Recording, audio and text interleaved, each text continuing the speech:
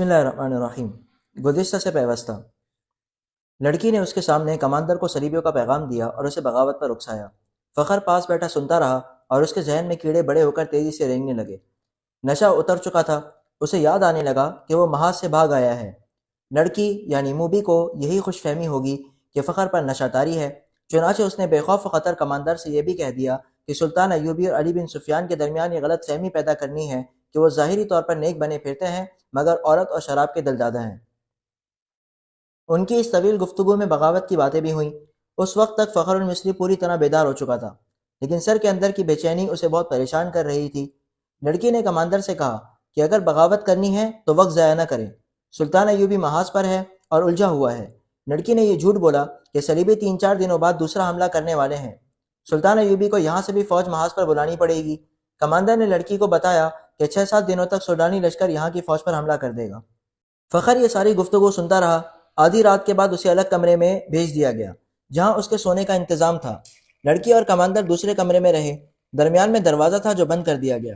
اسے نیند نہیں آ رہی تھی۔ اس نے دروازے کے ساتھ کان لگائے تو اسے ہنسی کی آوازیں سنائی دی۔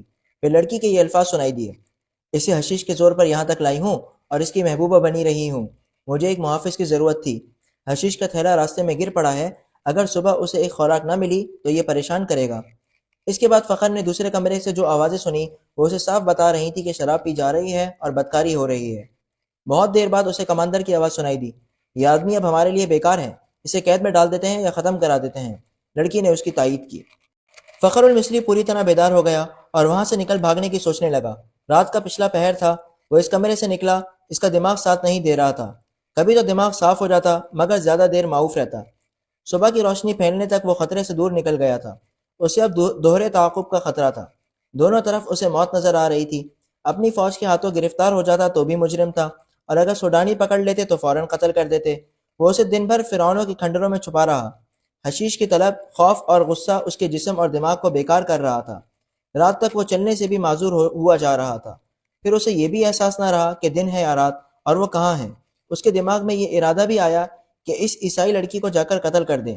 یہ سوچ بھی آئی کہ اونٹ یا گھوڑا مل جائے اور وہ محاذ پر سلطان ایوبی کے قدموں میں جا گرے، مگر جو بھی سوچ آتی تھی اس پر اندھیرا چھا جاتا تھا جو اس کی آنکھوں کے سامنے آ کر ہر چیز تاریک کر دیتا تھا۔